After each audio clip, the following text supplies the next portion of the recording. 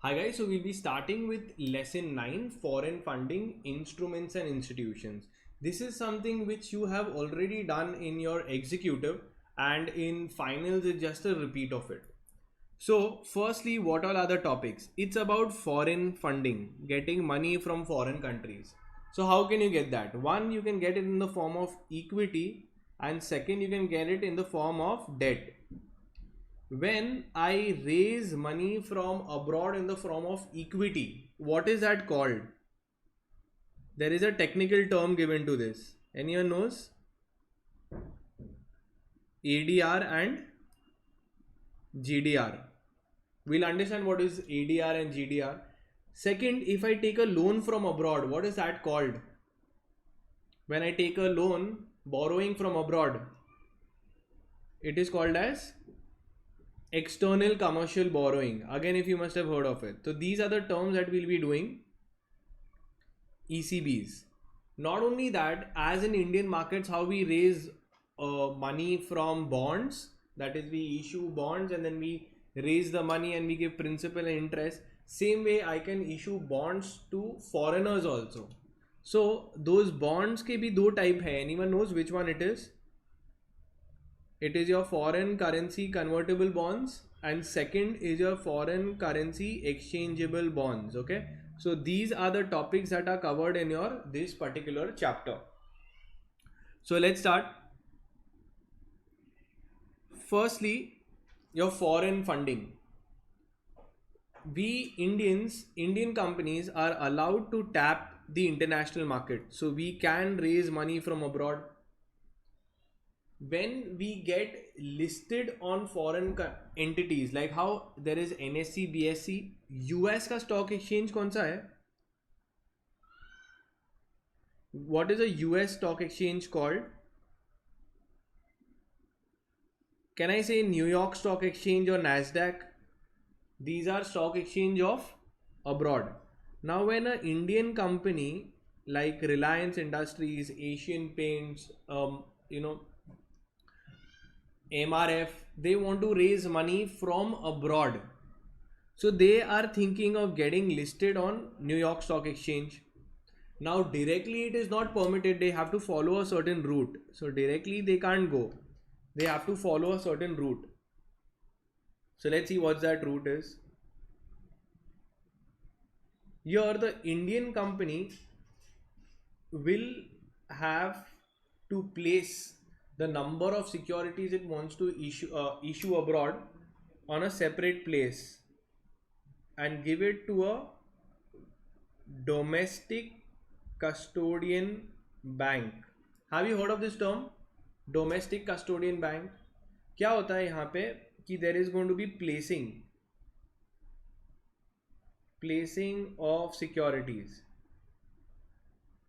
Like जो भी तुमको या तो ऑर्डिनरी शेयर्स इशू करने हैं या तुमको बॉन्ड्स इशू करना है अब्रॉड, तो जो भी चाहिए तुम डायरेक्टली नहीं जा सकते. You are not allowed to go directly abroad.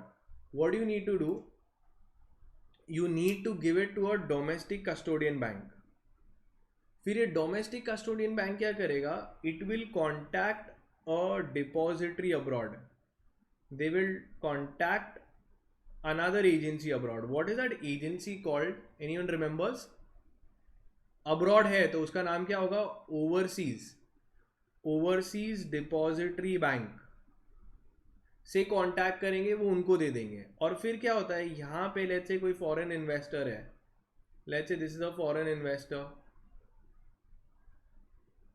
Okay, his name is John.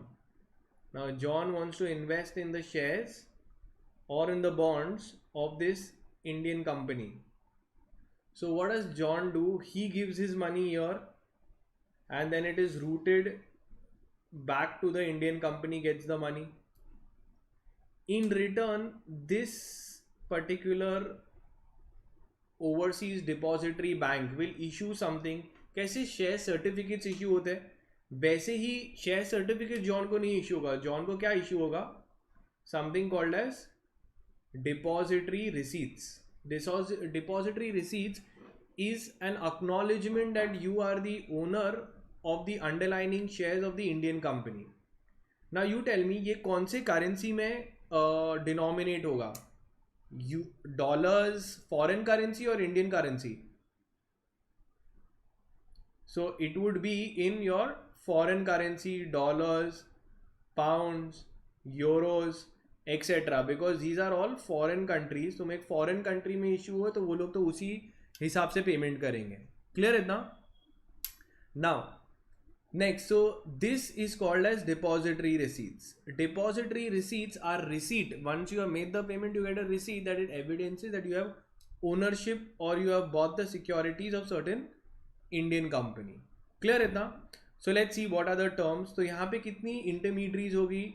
अपना custodian bank हो गया, हम लोग का depository bank हो गया, and then we have these parties. So let's see. सबसे पहले domestic receipt क्या होती है?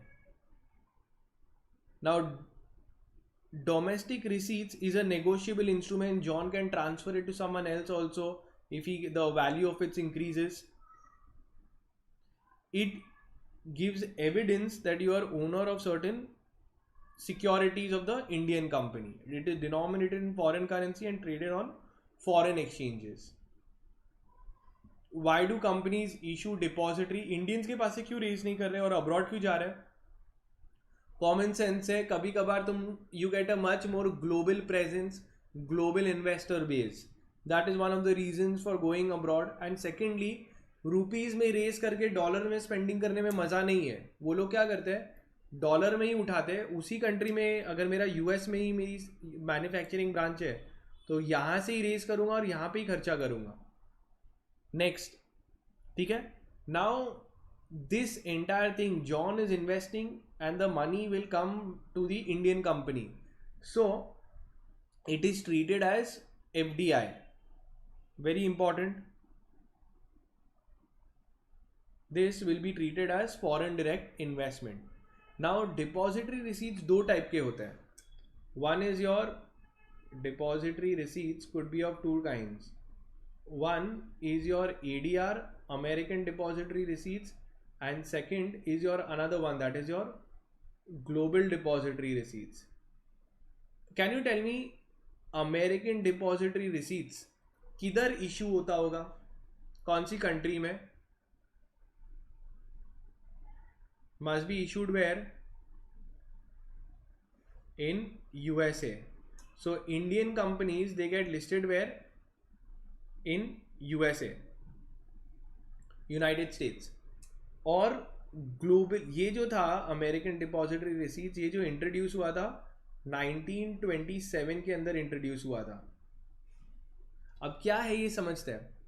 American country companies at a certain was so rich that they used to say कि हम लोग को इन्वेस्टमेंट करने के लिए थोड़े और एवेन्यूज और ऑप्शन चाहिए. We have lot of funds, we want to invest in good companies. So America came out with a concept that the global countries can get listed on their stock exchange, and then money will be given by the Americans to these companies, and then the Americans will find a good way of investing and increasing their money. Now what happened with time, this was a concept introduced by America, but it was very stringent. So then later these rules were amended, it was more liberalized, and in GDR was introduced. GDR was introduced in 1989. ठीक है. Now ये जो introduce हुआ था ये अपना 1989 के अंदर इंट्रोड्यूस हुआ था. एंड ये क्या होता है, लोगों का मिसकंसेप्शन है कि ये अदर देन अमेरिका. एक्चुअली क्या हो गया कि ये कॉन्सेप्ट इतना अच्छा था कि सब जगह ही यूज़ होता है GDR, that is US and European markets. दोनों ही कंट्रीज के अंदर you can raise money. So GDR ADR करके आउटडेटेड कॉन्सेप्ट है. कंपनीज एक्ट में इसका नामो निशान नहीं है. whereas GDR is mentioned under Companies Act also. It is given under which section of Companies Act? Anyone remembers? अगर एक इंडियन कंपनी को अब्रॉड लिस्ट होना है या यूनाइटेड स्टेट्स या यूरोपियन कंट्री के अंदर, तो कौन से सेक्शन के अंदर दिया है? It is given under your section 41. क्या लगता है कौन सा रेजोल्यूशन पास करना पड़ेगा कंपनी को to go and list abroad, list the shares abroad?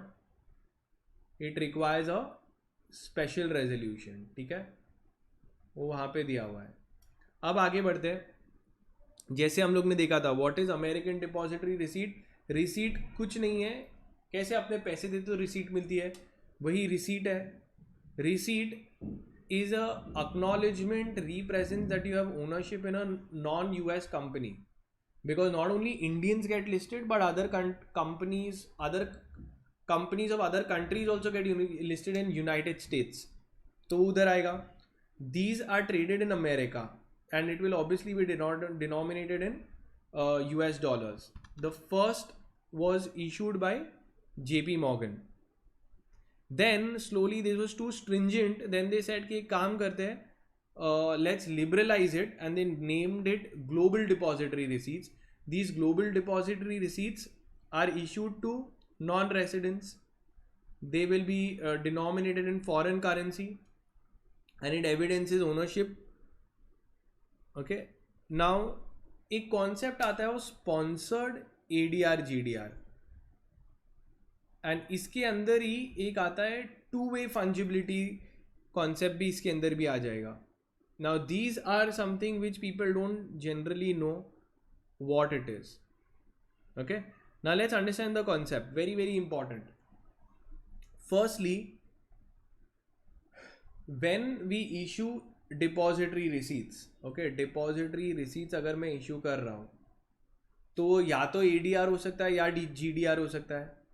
अब ये इशू हो सकता है फ्रेश इशू के लिए भी, I can make a fresh issue, और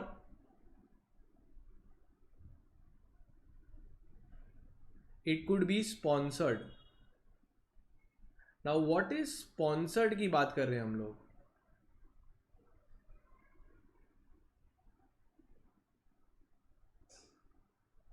have you heard of primary market? Primary market क्या होता है? ये प्राइमरी मार्केट का पार्ट है और ये जो है ये सेकेंडरी मार्केट का पार्ट है। अभी समझते क्या होता है।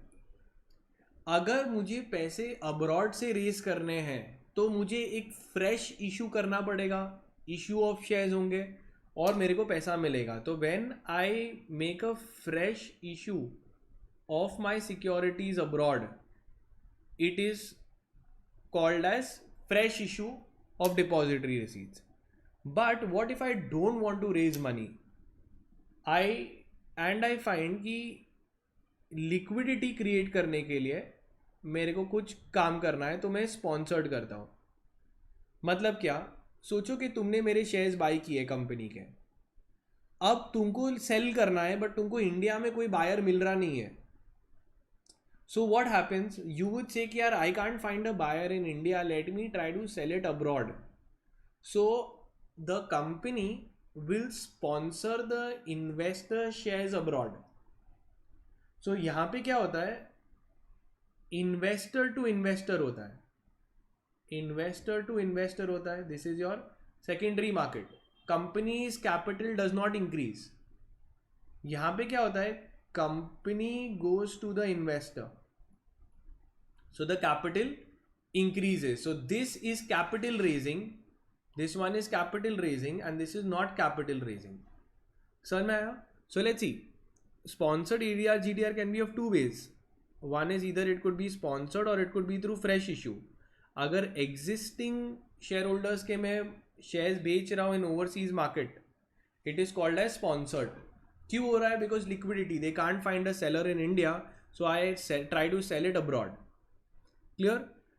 ये रीजन क्या है इसका? पूरा purpose is to enhance liquidity. Now two way fungibility. Now तुम सोचो, ये जो हम लोग ने डिस्कस किया था ऊपर, वो वन वे फंजिबिलिटी था। मतलब इंडियन इन्वेस्टर का मैं शेयर्स अब्रॉड बेच रहा हूँ बिकॉज इंडिया में लिक्विडिटी नहीं है। What if it is the other way round? What if there is a foreign investor and foreign investor can't find a seller abroad, so he would want to sell his shares। यहाँ पे सोचो, ये India है और यहाँ पे तुम्हारा you know foreign country है, it's a foreign country, foreign. So if a investor wants to sell it in India, or a Indian investor wants to sell it abroad, so this is called as two-way fungibility. Two-way fungibility.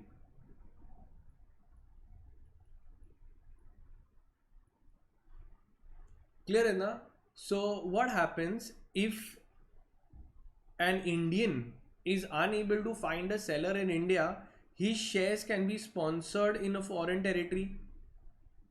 This is one way fungibility. If the foreign investor is unable to sell his securities abroad, then he can also try selling. So the territorial boundary निकाल देते हम लोग in two-way fungibility. This entire mechanism has been put in place by the government of India. There are stock brokers who help you assist in selling these shares from one territory to another. So here abroad में issue हुआ तो ADR GDR. So ADR GDR can be converted into shares, and shares can be converted into ADR GDR. This is called as two-way fungibility. Clear है ना? Rights of ADR GDR holders. Now suppose अगर कोई foreigner hold कर रहा है shares, let's say John is holding shares. John is a shareholder. You tell me, can John transfer his shares to someone else? Yes or no? Does he have a right of transfer?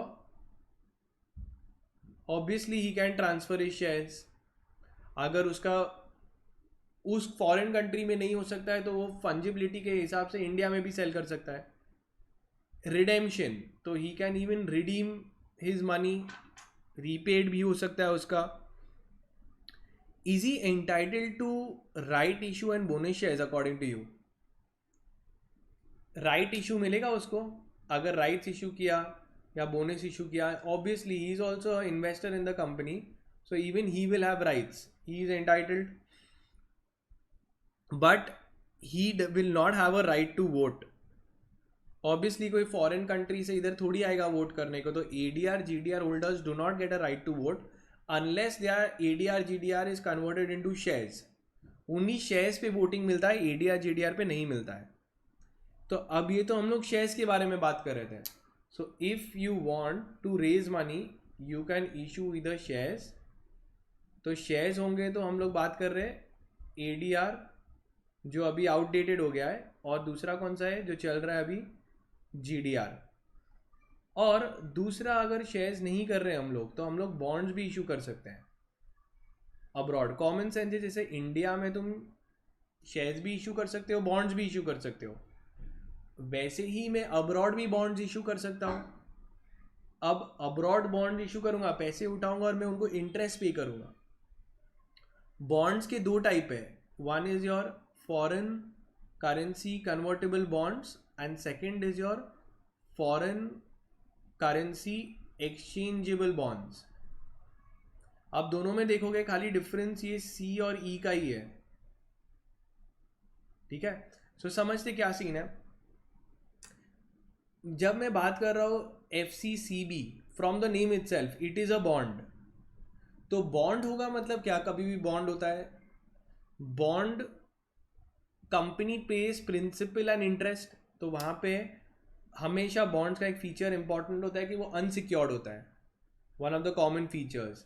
Second, ये bond होगा तो coupon rate होगा, unsecured होगा, उस पर interest rate देंगे हम लोग क्योंकि बॉन्ड है वो. फिर आता है फॉरेन करेंसी में डिनोमिनेटेड हुआ है. फॉरेन बिकॉज हम लोग यहाँ पे इंडिया में बात इशू करने की बात ही नहीं हो रही है, अब्रॉड इशू कर रहे हैं. So these are bond is interest convertible, it can be converted into equity shares. So ये convertible into shares of the equity company of the issuer company. It is denominated in the foreign currency. These are listed abroad and generally these are economical because India का interest rate high रहता है और abroad का interest rate कम होता है. So इसलिए I prefer issuing FCCB because the interest rates abroad are pretty less.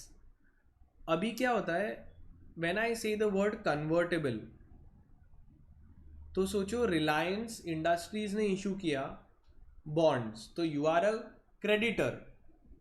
If you convert it, you will become a shareholder of Reliance. This is a convertible as option, as we know. Convertible, it can be converted into shares of the issuing company. But अगर मैं F C E B का बोलता हूँ ना मैं, तो खाली सब कुछ सेम है. बॉन्ड है मतलब इंटरेस्ट है, फॉरेन करेंसी में डिनोमिनेटेड होता है, अब्रॉड लिस्ट होता है, बट वो एक्सचेंजेबल है. अब इसमें क्या डिफरेंस होता है जब convertible, so how is it different? Convertible word नहीं है. तुम्हें क्या होता है, इशूअर कंपनी के शेयर्स नहीं मिलेंगे, तुमको एक इशूअर कंपनी की ग्रुप कंपनी का शेयर्स मिलेंगे, जिसका नाम रखेंगे हम लोग ऑफर्ड कंपनी. मतलब अगर तुमने कन्वर्ट किया तो तुमको इशूअर कंपनी का नहीं मिलेगा, तुमको ऑफर्ड कंपनी का मिलेगा. सोचो यहाँ पे issuer company is Reliance industries, तो तुमको रिलायंस इंडस्ट्रीज के शेयर्स नहीं मिलेंगे. रिलायंस इंडस्ट्री पहले ही बोल देता है कि भाई एक्सचेंजेबल बॉन्ड्स है, ये जब कन्वर्ट करोगे ना तुम, तो रिलायंस इंडस्ट्रीज का नहीं मिलेगा, तुमको कहाँ का मिलेगा, रिलायंस जियो का मिलेगा. टर्म्स ऑफ द इशू में ही बता देते वो लोग. तो अगर कोई इन्वेस्टर को जियो में ज़्यादा इंटरेस्टेड है, ग्रुप कंपनी में ज़्यादा इंटरेस्टेड है, तो वो एक्सचेंजेबल बॉन्ड्स लेगा. बाकी के सारी फीचर्स सेम है. क्लियर है ना? Parties involve, issuer company, offered company and investor. अब जैसे हम लोग ने देखा था, इंडियन कंपनी को जो भी इशू करना पड़ता है वो पहले एक इंडियन कंपनी के कस्टडी में दे देना पड़ता है, जो भी सिक्योरिटीज़ है. सो कस्टडी होगी उनके पास में, और ये इंडियन बैंक होती है जिसके पास में कस्टडी होती है ऑफ द शेयर्स. अब वो लोग किससे कांटेक्ट करेंगे? Overseas depository bank. ओवरसीज मतलब फॉरेन बैंक होगी, एंड डिपॉजिटरी बैंक. अब procedure for issuance of ADR, GDR और ये सब, अगर प्रोसीजर क्या है इशू करने का, तो बहुत ही सिंपल है. पूरे दुनिया भर के अप्रूवल्स लेने पड़ेंगे तुमको. बीओडी का अप्रूवल लेना पड़ेगा, शेयर होल्डर्स का. शेयर होल्डर्स का कौन सा रेजोल्यूशन? स्पेशल रेजोल्यूशन लेना पड़ेगा. मिनिस्ट्री ऑफ फाइनेंस, ये सब का अप्रूवल लेना पड़ेगा. Okay. Reserve bank of India, stock exchanges, अगर तुमने लोन लिया है तो उनका अप्रूवल. फिर इंटरमीडियरीज, कौन कौन तुम्हारे इंटरमीडियरीज हो गया?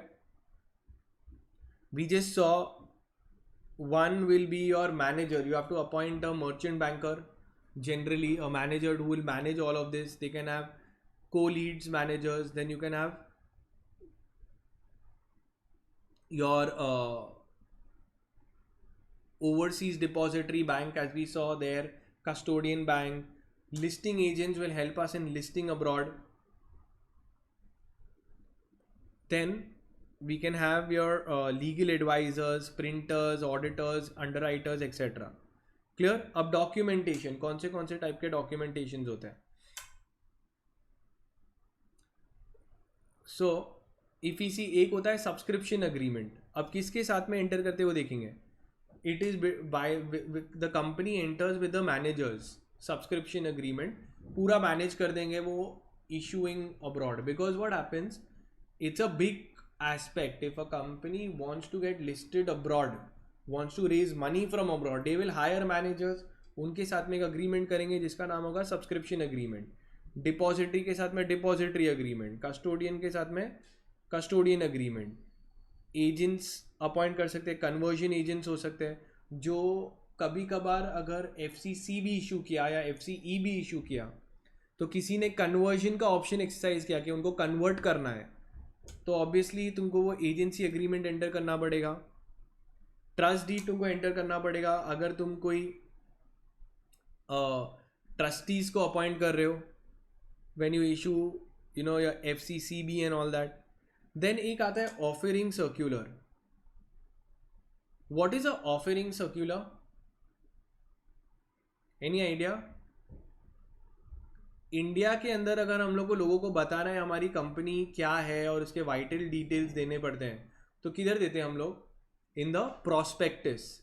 वैसे ही प्रोस्पेक्टिस जब तुम अब्रॉड इशू करोगे, okay, you will, it is called as a offering circular. It contains the vital details of the company, It will help the prospective investors in their decision making process. Okay, it gives all the details of the company, पूरा details contents होगा of the background and everything of the company. फिर एक आता है road show. What is road show? Road show is something like a PR stunt, or it is a pitch. It's an investor pitch that you make. Try to allure the investors. So a road show is a meeting or a kind of an arrangement between the company and the prospective investor, where the company and the promoters will tell all the good points and all the future of the project and the reason for raising the money. Clear है ना? Then mark करो, ये important है. Companies act के अंदर, अब companies act में एक ही सेक्शन है और एडीआर के बारे में नामो निशान नहीं है, सिर्फ जीडीआर के बारे में है. कौन सा सेक्शन है? Section 41 of the Companies Act talks about issuing shares abroad. What is GDR is given under section 2 subsection 44, global depository receipts. Any instrument in the form of a depository receipts created by a foreign depository outside India, okay, authorized by a company making a issue, that is a issuing company, to issue depository receipts. तो जो overseas depository bank है, उसका काम क्या रहेगा कि वो लोग ऐसे रिसीट्स इशू करेंगे, जीडीआर इशू करेंगे. अब कंपनी को स्पेशल रेजोल्यूशन लेना पड़ेगा. अब इसके रूल्स भी है, अब रूल्स भी तुमको पता होने चाहिए. Companies issue of GDR rules 2014, eligibility rule 3 के अंदर दिया है. अ कंपनी में issue depository receipts provided they follow the FEMA guidelines. Rule 4 conditions बता रहा है. क्या क्या कंडीशंस है? स्पेशल रेजोल्यूशन, तो बोर्ड को तो पूछना ही पड़ेगा, शेयर होल्डर्स को स्पेशल रेजोल्यूशन पूछना पड़ेगा. You have to appoint the intermediaries, domestic custodian bank. Okay, then you will appoint the managers, that is your merchant bankers, CA CS, सबको अपॉइंट करना पड़ेगा. They will make a compliance report. Manner of issue, तो अगर हम लोग चाहें तो हम लोग एक जो इशू करेंगे वो या तो पब्लिक इशू हो सकता है या प्राइवेटली भी प्लेस कर सकते हैं हम लोग. क्लियर इतना? या तो हम लोग अगेंस्ट न्यू शेयर्स या एग्जिस्टिंग शेयर्स हम लोग स्पॉन्सर भी कर सकते हैं. दोनों ही चीज़ कर सकते हैं. पब्लिक इशू भी कर सकते हैं, प्राइवेट इशू भी कर सकते हैं, न्यू शेयर्स भी इशू कर सकते हैं और एग्जिस्टिंग स्पॉन्सर भी कर सकते हैं. अब वोटिंग राइट्स, क्या ADR GDR होल्डर्स को वोटिंग राइट्स मिलते हैं? तो answer is no. They do not get voting rights unless their ADR depository receipts are converted into shares. तो जब तक कि वो लोग अब्रॉड हैं वो लोग को वोटिंग राइट्स नहीं मिलेगा. अगर वो इंडिया में आ गए और कन्वर्ट कर लिया इनटू शेयर्स तो उनको फिर बाद में वोटिंग राइट्स मिलेगा. Clear? Then comes proceeds of the issue. So जो भी पैसा मिलेगा उनको उनके बैंक अकाउंट के थ्रू ही होगा और उनको वो पैसे मिल जाएंगे. It shall be given to their respective bank accounts. Then we were talking about, अभी तक क्या बात की हम लोग ने? What is ADR, what is GDR, फिर हम लोग ने बात किया व्हाट इज FCCB, फिर बात किया हम लोग ने व्हाट इज FCEB, और अभी बात कर रहे हैं what is your external commercial borrowing. Clear है ना? नाउ ECB क्या होता है? Firstly it is a borrowing made by the company. तो एक बोरोइंग कर रहे हैं हम लोग. अब क्या तुम पर्सनल रीजंस के लिए बोरो कर सकते हो कि कमर्शियल रीजंस के लिए बोरो करने का? So it is only for commercial purpose. So it's a commercial borrowing that a company is making, and it is from external sources. External sources means what? From abroad. So let's say if I raise money, I borrow from internationally recognized sources, that is from abroad, it is called as ECB, external commercial borrowing. अब external commercial borrowing यहाँ पे क्या बोल रहे हैं वो लोग कि पहले 3 ट्रैक्स थे और अभी सिर्फ 2 ही ट्रैक्स है, तो ट्रैक 1 एंड ट्रैक 2 मर्ज कर दिया है और अभी सिर्फ 2 ही ट्रैक्स है। समझते क्या सीन है, ट्रैक्स का क्या सिस्टम है। So they have made your tracks में 2 ट्रैक्स बनाए वो लोग ने, ट्रैक 1 एंड ट्रैक 2। और ये किस में, ट्रैक्स इन ईसीबी, एक्सटर्नल कमर्शियल बोरोइंग। तो बोरोइंग अब्रॉड कर रहा हो तो 2 ट्रैक क्या हो सकता है, समझते हैं।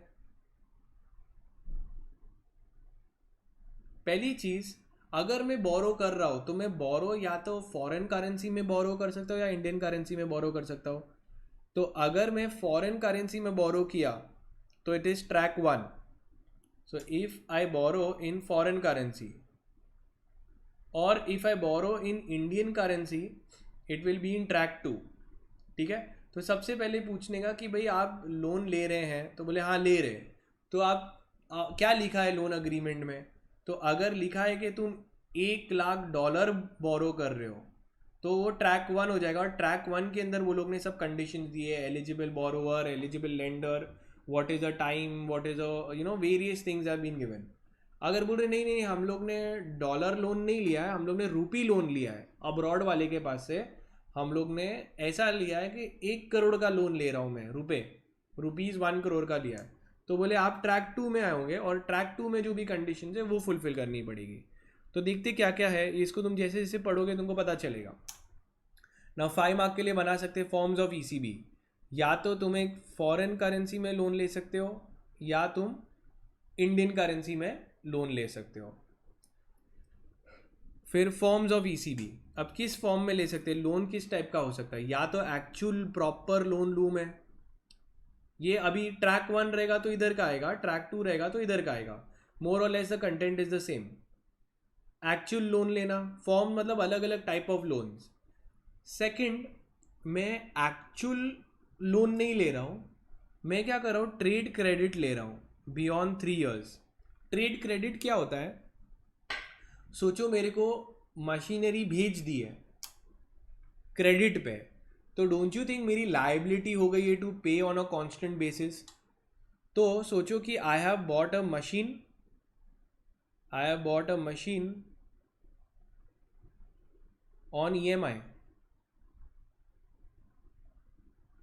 मेरे को ट्रेड क्रेडिट मिला हुआ है, उसको मेरे को पे करना है 5 6 7 8 साल, तो मैं तो कहीं ना कहीं एक लाइबिलिटी में आ गया हूँ, मैं एक डेटर हो गया हूँ, I have to make payment, so I am like a debt obligation only, that is also there. या फिर FCCB भी है, FCEB भी है, FCEB।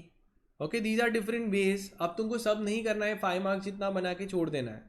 फर्स्ट इज कौन बोरो कर सकता है, अब फॉरेन करेंसी के अंदर कौन कर सकता है, all entities eligible to receive FDI। तो जो भी एंटिटी FDI रिसीव कर सकती है वो फॉरेन करेंसी के अंदर लोन उठा सकते हैं। इंडियन करेंसी के अंदर कौन लोन ले सकता है, so all entities which are allowed to raise FC foreign currency ECB, मतलब ऑलमोस्ट सभी आ गए इसमें। अब ये अलग से क्यों रखा है, क्योंकि आगे चेंजेस आ सकते हैं। So basically all the entities can raise foreign currency loan और इंडियन करेंसी लोन। यहाँ पे सेकंड में even micro finance institutions and non profit companies can also raise money in Indian rupees.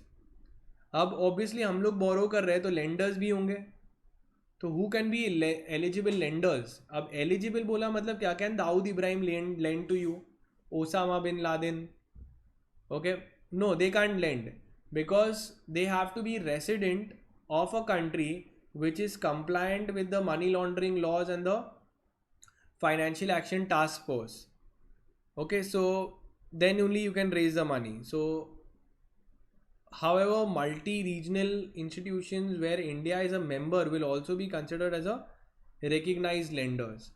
So जिधर India कोई भी member country है तो वो कंट्री से हम लोग पैसे उठा सकते हैं। So you have to just ensure that the jurisdiction from which you are issuing is not deficient in complying with money laundering laws, then they can lend. फिर एक आता है minimum average maturity period, they have said will be 3 years. Maturity period मतलब क्या? क्या मैं short term loan ले सकता हूँ 2 दिन में रिपे कर देने का? Answer is no. ईसीबी के अंदर आया तो मिनिमम मैच्योरिटी कितना होना चाहिए लोन का time? They are giving is 3 years.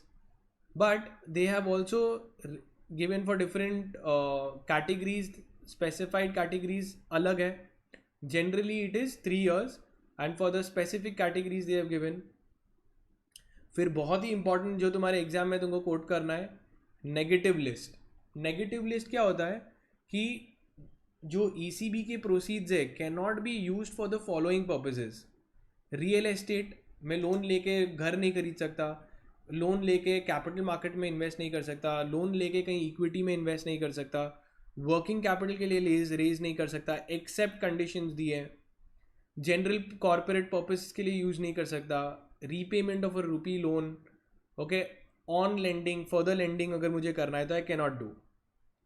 Then comes parking of the ECB proceeds.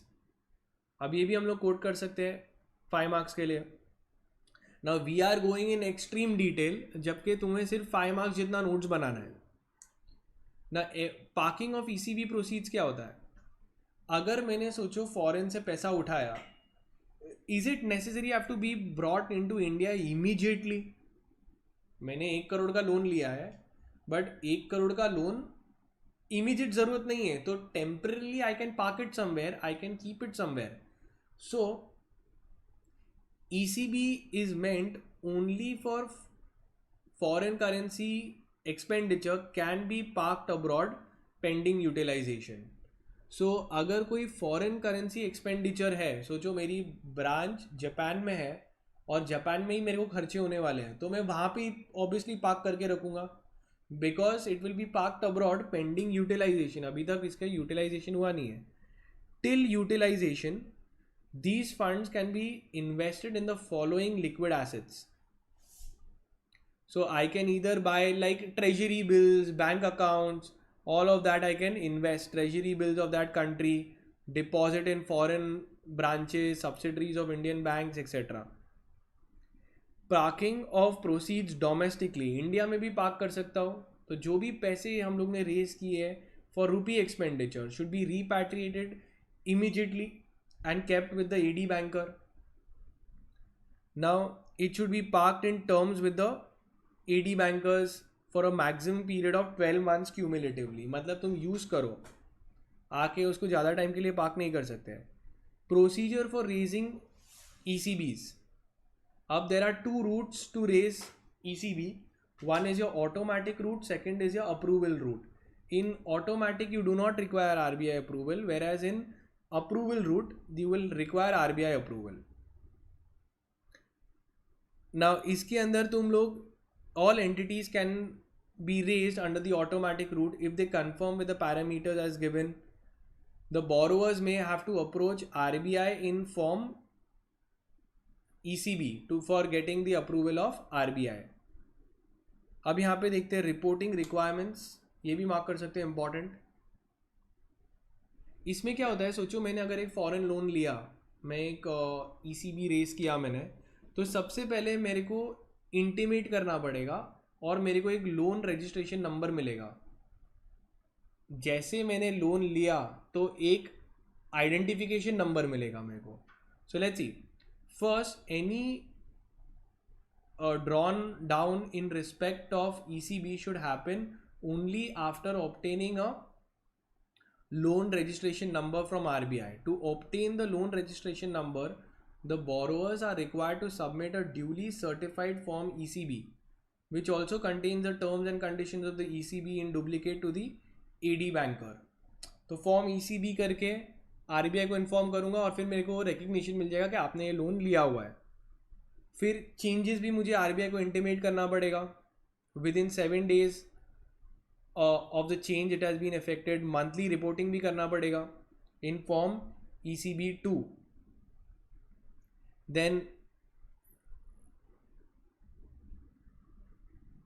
reporting of untraceable entities. I don't think this is there, But sometimes if I have found that the lender is not able to be found who it is, okay, any borrower who has raised money, who raised ECB, will be treated as untraceable entity if the entity are not responsive or does not reply over email for at least 2 quarters. Entity not found to be operative at the registered office, और entities have not submitted to the statutory auditors for 2 years or more. तो अगर कोई भी entity है जो completely untraceable हो चुकी है, फाइलिंग्स नहीं कर रही है, तो उसको हम लोग अनट्रेसेबल एंटिटी बोलेंगे. अब ऐसी अनट्रेसेबल एंटिटी क्या होती है, अथॉरिटीज़ को इन्फॉर्म करना ज़रूरी है और अथॉरिटीज़ ऐसी कंपनीज को ट्रैक करती है. तो the following actions are to be taken in respect of any untraceable entity. Directorate of Enforcement should be informed as soon as possible, and no inward remittance will further be provided for such kind of entities. Now conversion of your ECB into equity. सोचो तुमने कैसे हम लोग loan को convert करते हैं, creditors को बोलते हैं यार आपके लोन के बदले में आप इक्विटी शेयर्स पकड़ लो, तो वो भी कर सकते हैं, provided is covered under the automatic route. It is with the lender's consent,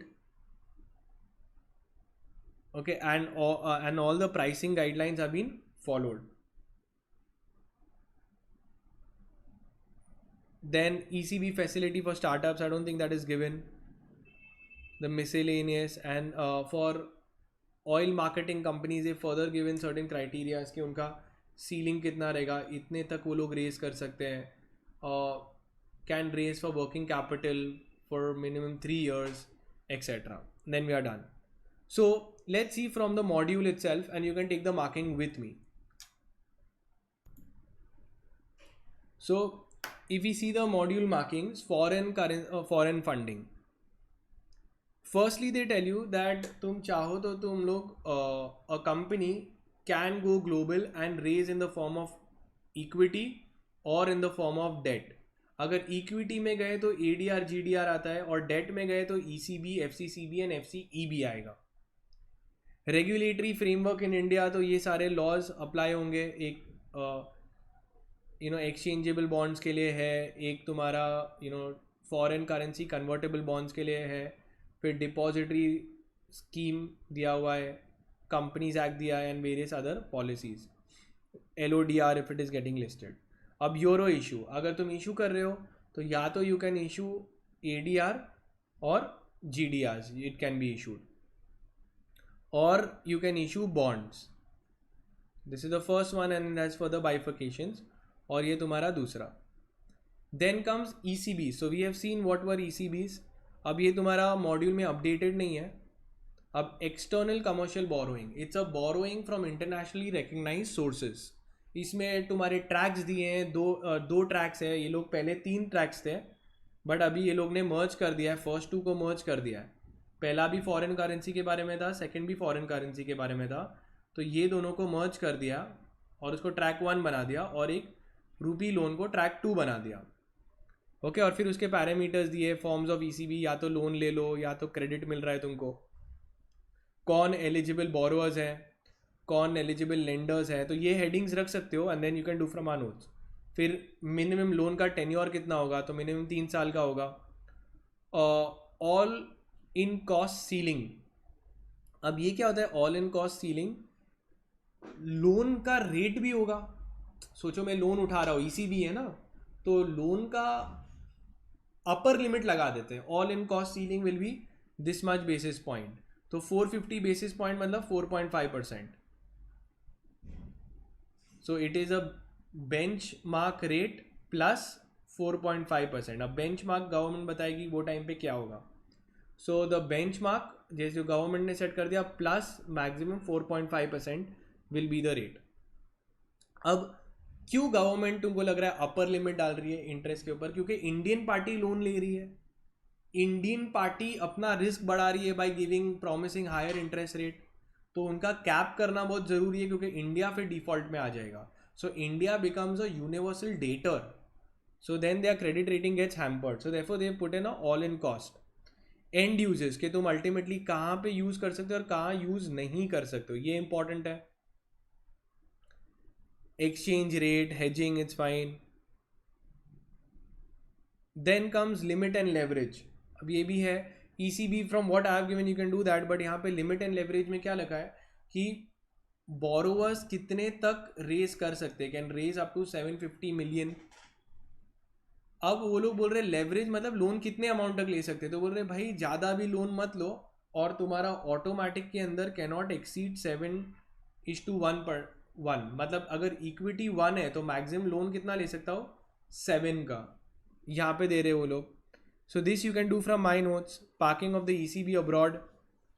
so either you can park it abroad in the treasuries of that country because it is pending utilization, or you can park it domestically. India के अंदर भी तुम invest कर सकते हो.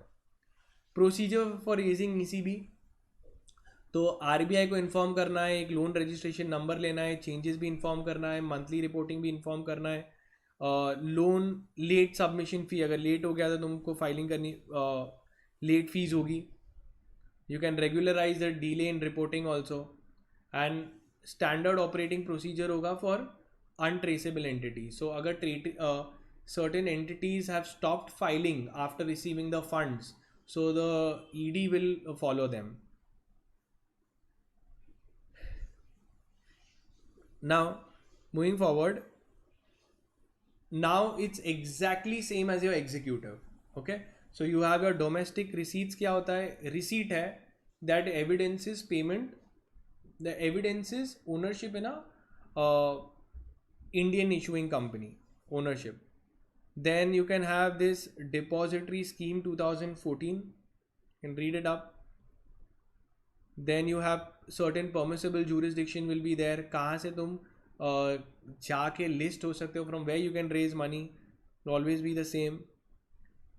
Issue of depository receipts, rights of the deposit holders, approval लेना पड़ेगा, pricing. Okay, then comes ADR GDR. Now this you can mark it as important. What is ADR GDR? Two-way fungibility scheme.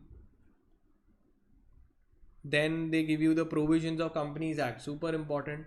Section 41, section 2 subsection 44, ये important है. और फिर उसके rule 3, 4, 5. 3 में eligibility है कि सभी कर सकते हैं, फेमा गाइडलाइंस फॉलो करना पड़ेगा. रूल 4 के अंदर कंडीशंस के स्पेशल रेजोल्यूशन लेना पड़ेगा, सब इंटरमीडियरीज को अपॉइंट करना पड़ेगा. मैनर, या तो तुम प्राइवेट प्लेसमेंट कर सकते हो, या पब्लिक इशू कर सकते हो, या फिर न्यू इशू कर सकते हो, या स्पॉन्सर कर सकते हो. वोटिंग राइट्स मिलेंगे नहीं till your ADR GDR is converted into shares. Proceeds of the issue you can use it.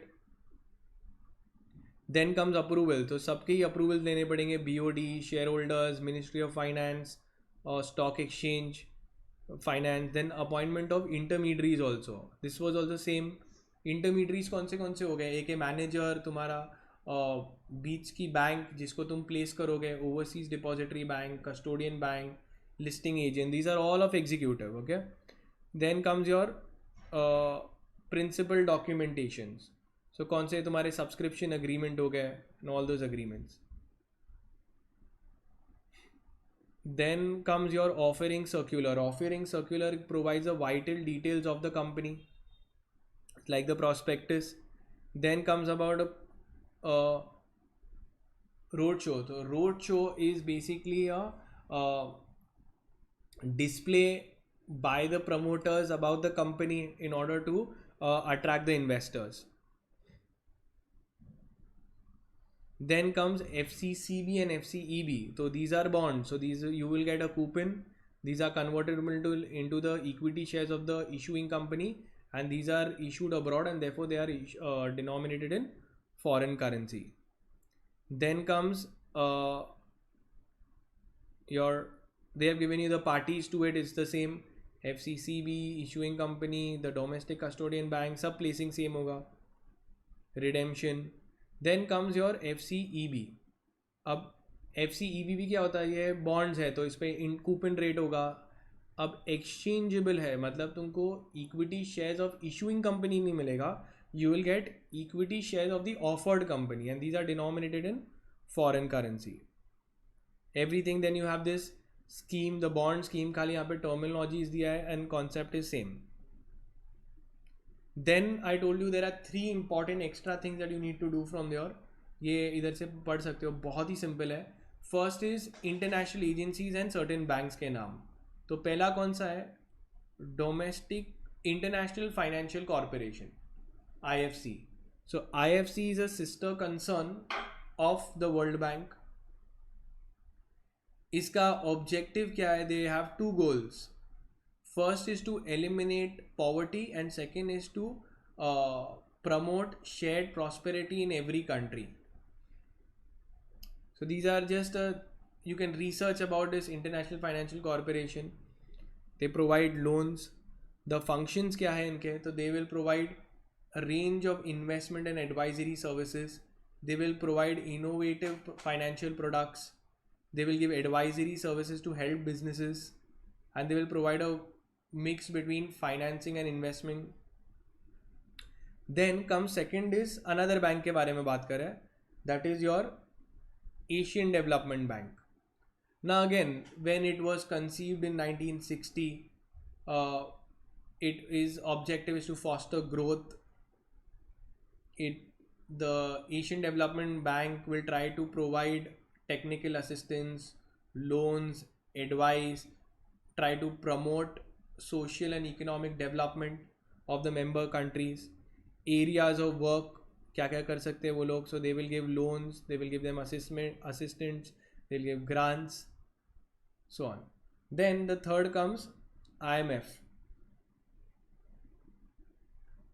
So International Monetary Fund again is an organization of 189 countries. The objective is to foster global monetary cooperation and financial stability. They want to facilitate international trade, promote high employment. Just basic, facts. There are no concepts inside. Then comes what's a primary objective is to ensure stability of the monetary system. Then mission is to keep track of the global economy.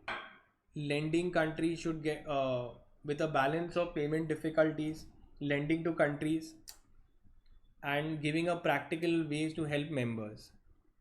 IMF lending, generally countries which are hit by financial crisis, IMF can provide them loans. It also tries to give them a breathing space to companies so that they can earn countries when they can pay off the loans, and that is it, and the chapter gets done.